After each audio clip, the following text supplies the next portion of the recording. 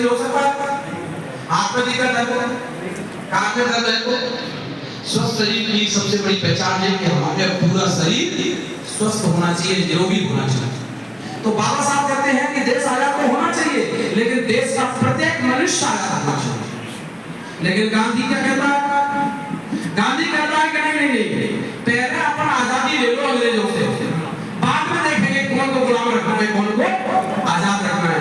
स्वस्थ शरीर की सबसे बड़ी पहचान है प्रत्येक शरीर का अंग स्वस्थ होना चाहिए, परफेक्ट होना चाहिए, नहीं तो उसको डिसेबिलिटी मेडिकल।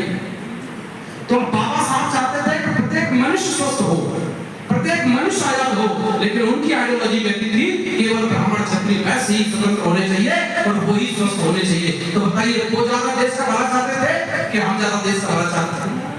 बाबा साहब बताइए देश स्वस्थ कौन हुआ? पूरा शरीर स्वस्थ होगा तभी तो आदमी स्वस्थ होगा। कि केवल ब्राह्मण परिवार ठाकुर 3 लोग स्वस्थ हो जाएंगे तो देश स्वस्थ हो जाएगा। और बाबा साहब को देश को ठीक राह बताते हैं और खुद को क्या बताते हैं?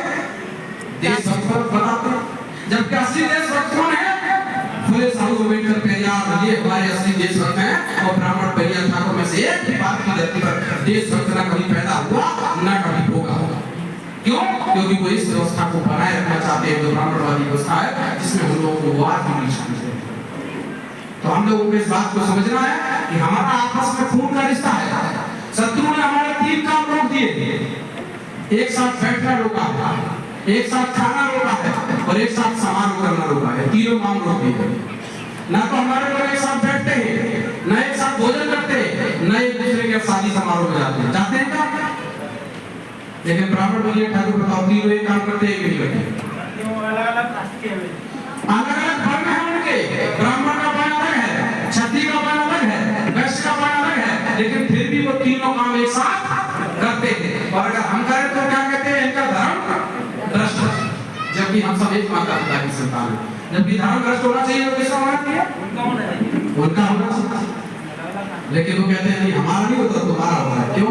क्योंकि वो जानते हैं अगर SC ST OBC समाज के लोग इकट्ठे हो गए, एक साथ बैठने लगे, एक साथ खाना खाने लगे, तो एक दूसरे के शादी समारोह में जाने लगे और उसी टाइम पे अगर चुनाव आ गया फिर क्या करेंगे?